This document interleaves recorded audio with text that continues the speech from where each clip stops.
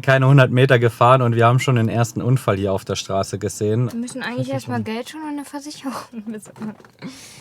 Klopft gerade ein kleines Kind an die Scheibe und versucht sich ein paar Euros zu erbetteln. Ich kann es nicht glauben, ey. Es ist so abgefahren. Ja, ich glaube, wir bereuen es keine Sekunde, dass wir den langen Weg diesen Winter auf uns genommen haben.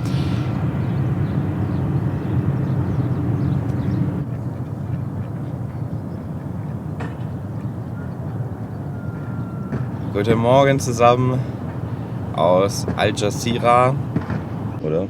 Ja, also ich weiß auch nicht, wie es richtig ausgesprochen wird, aber herzlich willkommen zu einer neuen Folge mit uns. Und ich weiß nicht, wie es Fabi geht, ich kann nur von mir sprechen, aber ich bin ganz schön aufgeregt, denn... Wir haben nicht so richtig gut geschlafen und sind ganz schön aufgeregt, denn wir verlassen heute den guten alten Kontinent und fahren auf einen anderen Kontinenten und fahren heute nämlich nach Marokko rüber. Und ja, das ist schon ein aufregender Moment, muss ich sagen, oder? Ja, also ich finde es mega aufregend und ja, hab mir viele Gedanken wieder mal gemacht. Ich bin da ja auch ein bisschen so, dass ich mich dann in so Sachen verrenne. Fährfahrten sind jetzt auch nicht so meine besten Freunde, aber es ist auch nur eine Stunde. Und wir haben auch ein ganz besonderes Ziel, denn wir wollen 2 bzw. 4 ganz liebe Menschen treffen. Und deswegen heißt es jetzt für uns heute und morgen Roadtrip Marokko. Yes, wir wollen gleich richtig viel in Marokko fahren, aber das erzählen wir euch später. Jetzt fahren wir erstmal los. Wo fahren wir jetzt als erstes hin? Wir brauchen noch Fährtickets und da gibt es einen Herren namens Carlos. Wenn man mal in irgendwelchen Facebook-Marokko-Foren guckt, liest man diesen Namen überall. Jeder kauft seine Tickets bei Carlos. Ja, genau. Einfach nur aus dem Grund, weil man noch eine Flasche Wein anscheinend dazu bekommt. Nee, er hat wohl auch die günstigsten Preise. Also es gibt vor allem bei ihm auch diese Open-Return-Tickets. Das heißt, wir müssen uns nicht festlegen auf ein Datum. Genau. Und das gucken wir jetzt mal. Das machen wir jetzt als erstes. Wir warten noch, bis der Motor die Scheibe freigepustet hat. Und dann geht's ja los Richtung Carlos. Dann müssen wir noch die Drohne loswerden, weil Drohne dürfen wir auch nicht mitnehmen. Die verschließen wir hier in irgendeinem Locker, irgendwo am Port oder am Bahnhof oder keine Ahnung. Und dann geht es hoffentlich relativ zügig los, weil wir wollen heute noch Kilometer machen in Marokko.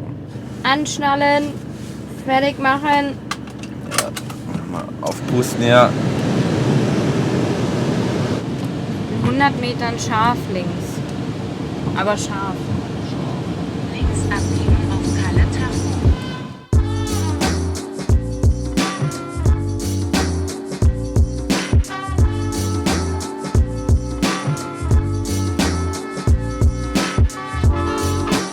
Can we have an open return ticket? It's open. Ist I open. make the ticket and date, approximately. Tickets sind gekauft. Wir haben jetzt Open Return Tickets gekauft. Und Leute, ich kann euch dieses Büro, diesen Agent wirklich richtig empfehlen. Also ging das super easy jetzt. Wir können auch eine Fähre später nehmen. Es ist halt nur auf diesen Tag heute. Wir mussten jetzt ein ungefähres Rückfahrdatum sagen. Ist aber auch kein Problem, wenn wir früher oder später fahren. Haben das hier alles in super schicken, ja, so ordentlichen Mappen bekommen. Was richtig geil ist, wir konnten unsere Drohne jetzt kostenlos hier lassen. Wir haben dann eine Nummer bekommen und die bewahrt die jetzt auf. Und wir haben auch noch gleich eine marokkanische Telekom-SIM-Karte gekauft. Und richtig geil, man kriegt hier noch so ein Geschenk. Das sind Kekse und eine Flasche Wein. Also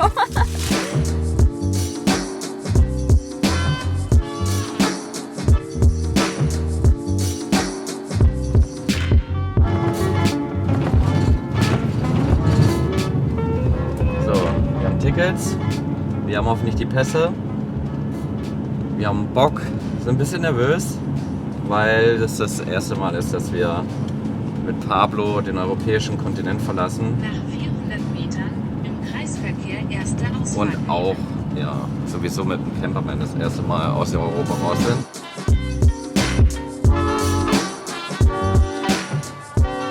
wir hatten noch keinen Kaffee. Es ist jetzt 9:30 morgens.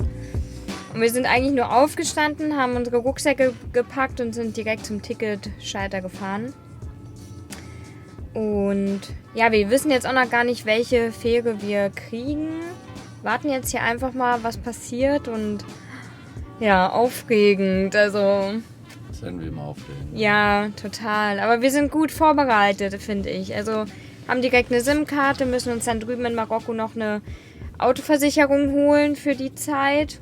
Und ja, ich hoffe auf ruhiges Gewässer. Ich hoffe auch auf ruhiges Gewässer, aber das wird schon. Das ist ja nur eine Stunde ungefähr. Und dann sind wir auf einem anderen Kontinent. So, gleich erstmal die Vorteile nutzen, dass wir hier unser Zuhause dabei haben. Der Herr. Oh, danke schön. Jetzt bewegt sich hier auch langsam was, würde ich mal sagen. Und wir können erstmal unser Koffeindefizit aufstocken.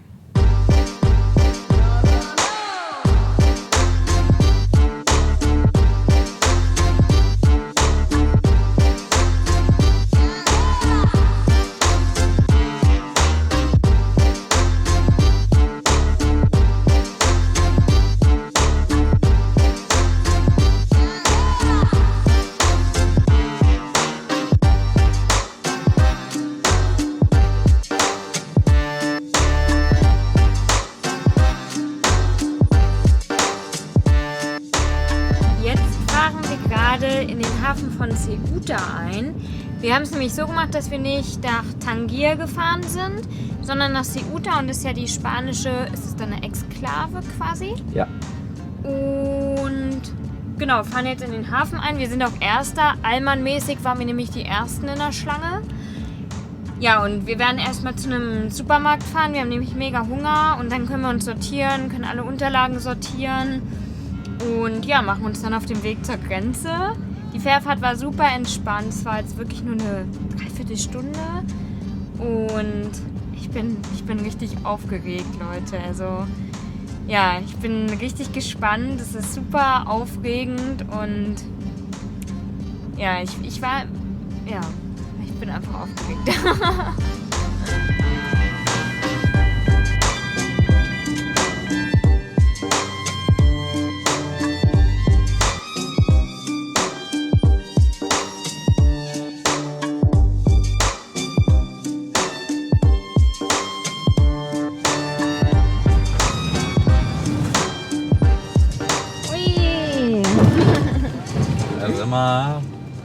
Afrika. Noch in Spanien? Nein.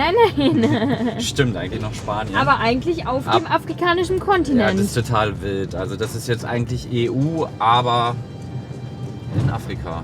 Auf Afrika.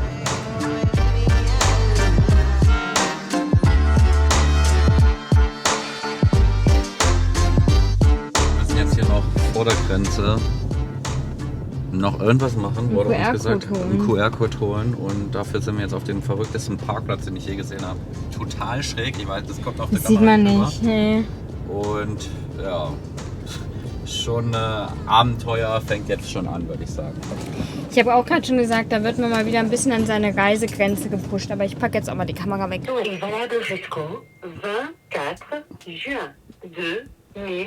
Verzweifle mit der SIM-Karte.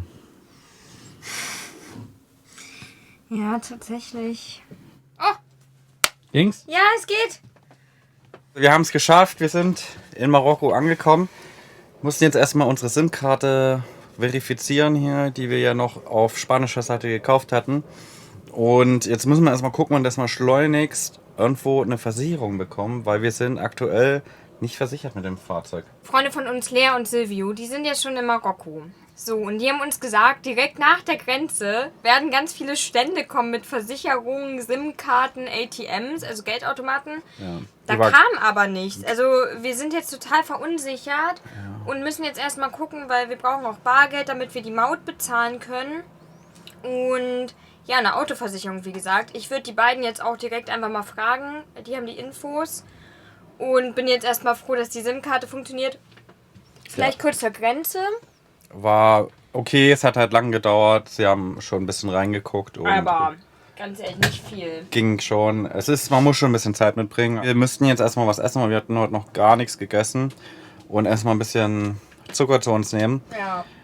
Ja, es ist schon überwältigend irgendwie, weil es halt auch irgendwie ganz anders aussieht. Komm, wir zeigen euch das mal. Das ist wirklich abgefahren hier. Da im Hintergrund sind gleich richtig heftige Gebirge. Sind jetzt hier erstmal an der Tankstelle und versuchen erstmal irgendwie klarzukommen. Schon leichte Überforderung bei uns, aber kriegen wir schon hin. Wir müssen eigentlich erstmal Geld schon und eine Versicherung bezahlen. Und ganz wichtig, Handy laden. Ja komm, warte, wir gucken einfach mal. Wir gucken mal, was Google Maps sagt. Wir sind jetzt auf der Suche immer noch nach einer Versicherung. Und hier bei einer Tankstelle und einer Werkstatt ist hier gleich, ich weiß nicht, ob man es gut erkennen kann. Ich weiß nicht, was das auf Französisch heißt, Aquail oder keine Ahnung. Können wir auch nicht googeln, weil das Internet noch nicht so richtig gut geht. Und ich dachte, war ein sehr seriöses Büro. Ich dachte, was sollte denn da sonst sein, außer vielleicht so eine Agency für Car Insurances. Aber die gute Frau hat dieses Wort Car Insurance oder ja, Versicherung, Autoversicherung noch nie gehört. Wir fahren jetzt einfach nochmal zurück, Ja. weil anscheinend gibt es da diese Versicherungsstände oder Häuser oder wie auch immer. Ich hoffe, also ich will hier keine 3 Meter ohne Versicherung fahren. Deswegen fahren wir jetzt gleich wieder zurück und hoffen, dass da irgendeiner uns den Gefallen tut und unser Euros nimmt. Kaum angekommen, schon der erste richtige Kulturschock. Hier klopft gerade ein kleines Kind an die Scheibe und versucht sich ein paar Euros zu erbetteln. Ich weiß nicht, ob man es hört, ich will es jetzt auch nicht filmen. Kleines Kind versucht jetzt hier irgendwie ein paar Euros zu erbetteln oder ein paar Dirhams. Ja, es war jetzt wirklich, wir sind ganz schön fertig. Man muss eigentlich gleich an der Grenze schon die Versicherung kaufen, aber denen ist das auch irgendwie egal, weil man sie nicht kauft. Und die im Nachhinein nochmal zu holen, diese Versicherung, ist schwierig, weil der Grenzbeamte wollte uns dann nicht mehr durchlassen. Und wir standen dann einfach da und wussten auch nicht, was Insurance, also Versicherung auf Französisch heißt oder wie man es ausspricht. Er hat uns auf jeden Fall nicht verstanden, er wusste nicht, was wir wollten. Und hat uns dann durchgelassen, wobei er dann zehnmal gesagt hat, wir dürfen eigentlich nicht durch, weil das ja eine Grenze immer nur in eine Richtung da ist und Grenzübergang nur in eine Richtung da ist. Und es war jetzt schon ein ganz schönes Abenteuer, einfach diese doofe Versicherung zu bekommen. Und wir sind, also müsst ihr euch vorstellen, keine 100 Meter gefahren und wir haben schon den ersten Unfall hier auf der Straße gesehen. Und ich möchte hier wirklich keinen Unfall ohne Versicherung haben. Ich möchte sowieso keinen Unfall haben, aber nicht in Marokko und nicht ohne Versicherung. Eigentlich schon wirklich 3 Kilometer zu viel gefahren ohne Versicherung für meinen Geschmack. Ich weiß nicht, wie viele Leute hier ohne Versicherung rumgurken. Ich will es auch gar nicht wissen, ehrlicherweise. Mich schockiert es gerade, dass das Kind hier ein bisschen an die Scheibe geklopft hat. Aber ja, das ist dann wohl einfach anders hier.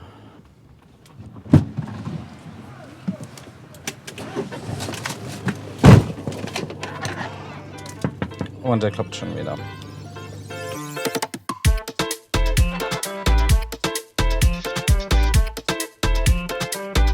Ob man es erkennen konnte, aber da drüben war einfach mal Europa und wir sind jetzt einfach mal auf Afrika drauf oder in Afrika. Ich kann es nicht glauben, ey. Es ist so abgefahren. Ja, okay.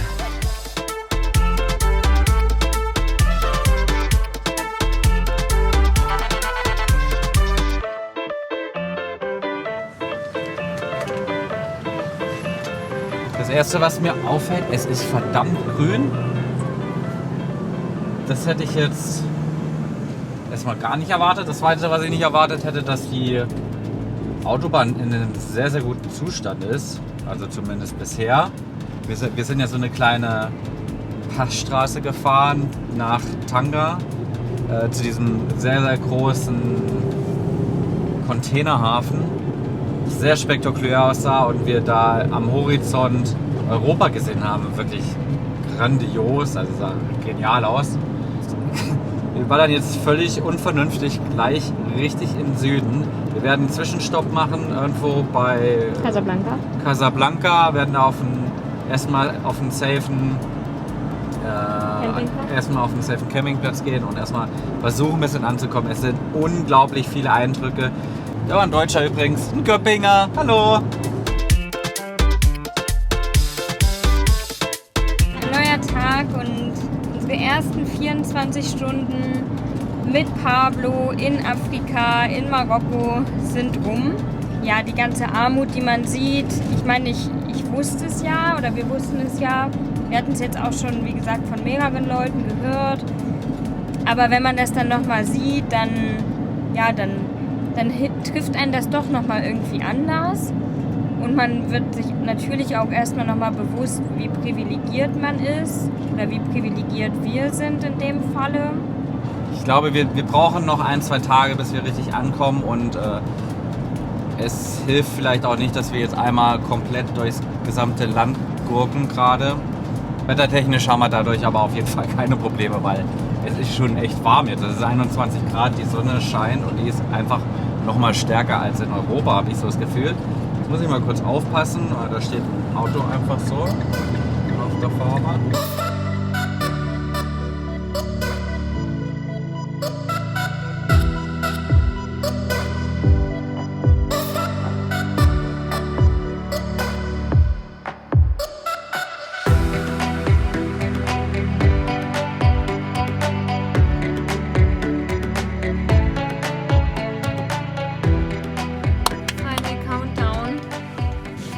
Jetzt noch 9 Minuten. Wir sind echt platt. Wir freuen uns natürlich, die anderen jetzt zu sehen. Wir haben Hunger und ja, freuen uns endlich einfach am Platz anzukommen. Und jetzt werden wir gerade von einem Rollerfahrer eingepackt. Ja, du musst da weg.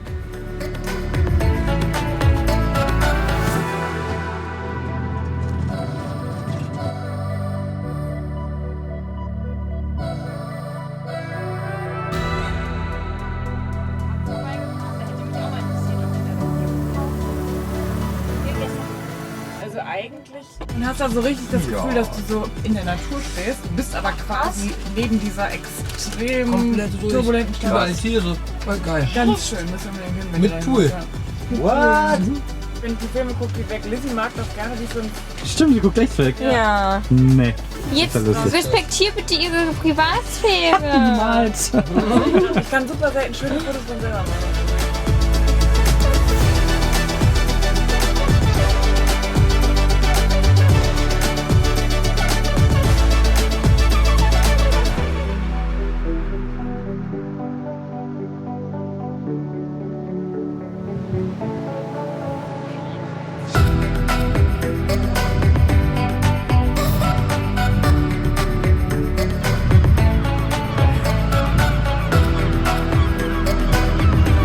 Was ist das denn bitte?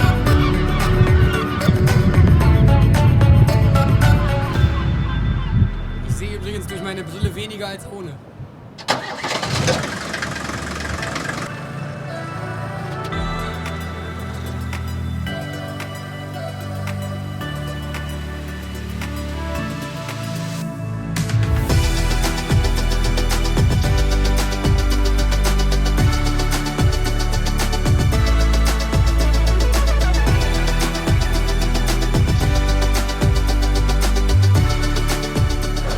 Erstmal einen O-Saft, oder? Ja. Ja, jetzt sind wir in Marokko angekommen, würde ich sagen.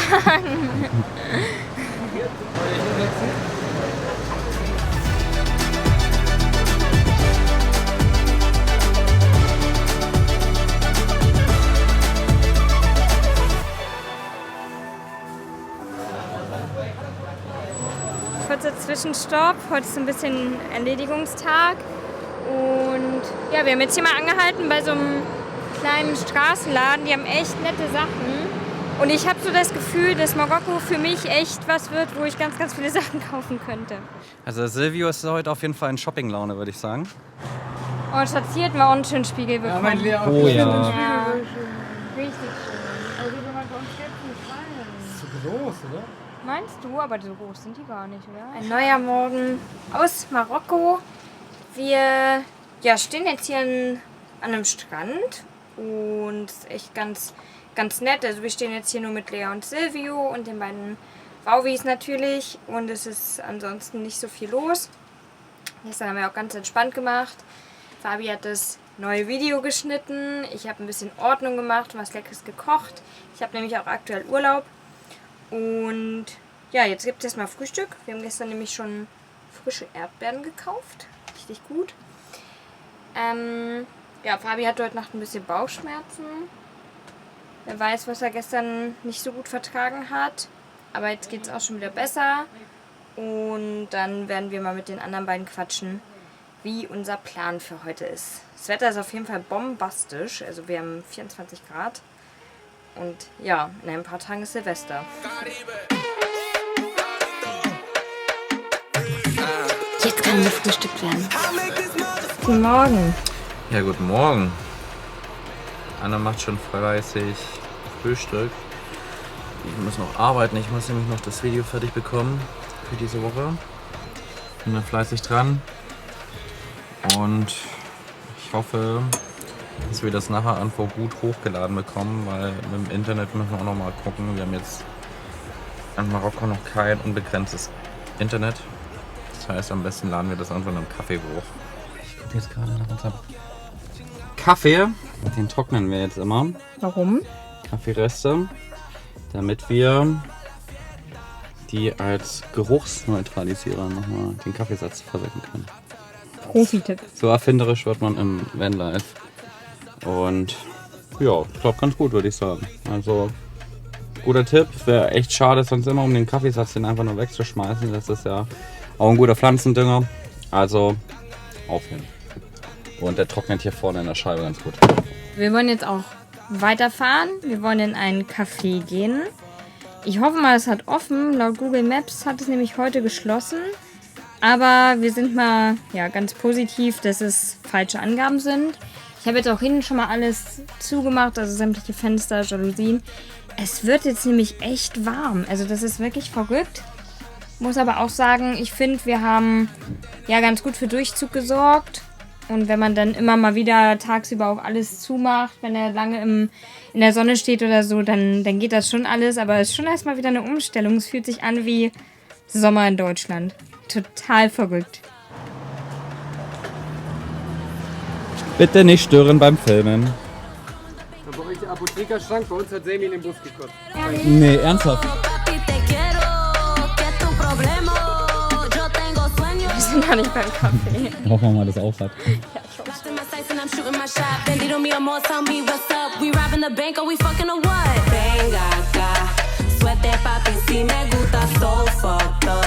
Hier sind jetzt mega viele Surfshops. Und ja, die beiden haben einen Kaffee rausgesucht. Das gucken wir uns jetzt mal an.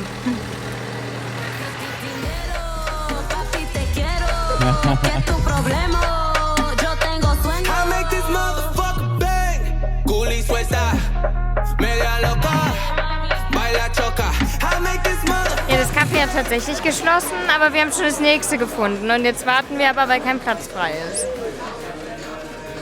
Eigentlich wäre geil mehr zu Diese probieren. Burritos sind auch nicht schlecht, ne? Du meinst Tacos Wraps? Was ist das, was da hinten auf dem Teller liegt jetzt? Auf der Theke?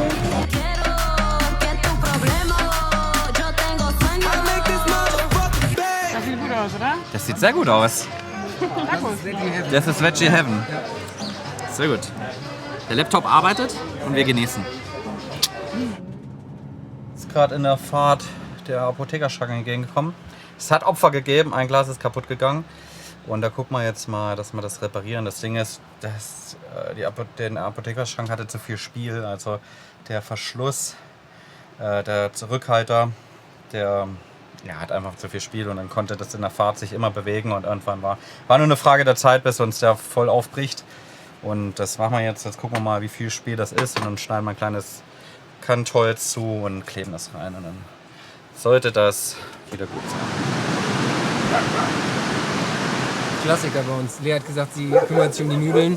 Sie braucht keine Uhr stellen. Weg ist sie. Nie wieder was von ihr gehört. Was gibt's denn Geist bei euch? Nudeln. Gab's das nicht gestern bei euch? Nee, was gab's denn gestern? Gestern gab's bei uns so eine Sahnesoße. Heute ist es so Richtung Tomatensoße. Wir haben aber auch, das ist auch so ein Klassiker, anstatt uns vergriffen, anstatt passierte Tomaten haben wir Tomatenmark geholt, ein ganzes Glas. Nice. Geht auch.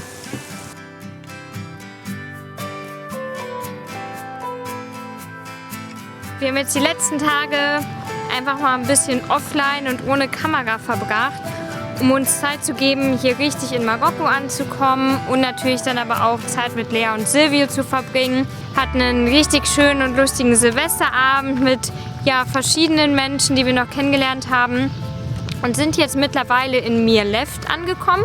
Das heißt, wir sind noch ein Stück südlicher gefahren und ich glaube, ich kann für uns beide sprechen, dass wir jetzt wirklich so richtig in Marokko angekommen sind, den Marokko-Vibe schon richtig aufsaugen. Also wir waren schon auf Märkten und marokkanischen Tee trinken, haben Surfer beobachtet, haben natürlich auch viel Armut gesehen und uns aber auch schon richtig, richtig nett mit tollen Marokkanern unterhalten, die oft wirklich Deutsch sprechen und alle sich total freuen, mit einem zu quatschen. Und ja, ich glaube, wir bereuen es keine Sekunde, dass wir den langen Weg diesen Winter auf uns genommen haben. Das erklärt jetzt vielleicht auch, warum wir die letzten Wochen so viel, so schnell, so südlich gefahren sind. Marokko war einfach schon ziemlich lang unser großes Ziel. Wir freuen uns jetzt riesig, hier zu sein, sind dank Lea und Silvio richtig gut angekommen und freuen uns auf alles, was uns jetzt die nächsten Wochen noch erwartet. Freuen uns natürlich auch, wenn ihr uns begleitet und mit dabei seid und mal gucken, was wir euch so aus Marokko berichten können. Wir gehen jetzt hier runter zum Restaurant und werden unseren Abend hier noch am Strand genießen. Haben wieder fleißig gearbeitet heute, sind gut ins neue Jahr gestartet. Marokko ist wirklich, wirklich ein Traum. Sehr coole Leute schon getroffen, sehr freundlich und ich bin gespannt, was uns hier noch erwartet. Falls ihr mal ein etwas anderes Video sehen wollt, dann schaut mal bitte das Video hier an. Wir sind jetzt erstmal runter und raus und freuen uns, euch in der nächsten Folge wiederzusehen. Macht's gut alle zusammen. Tschüssi. Tschüss.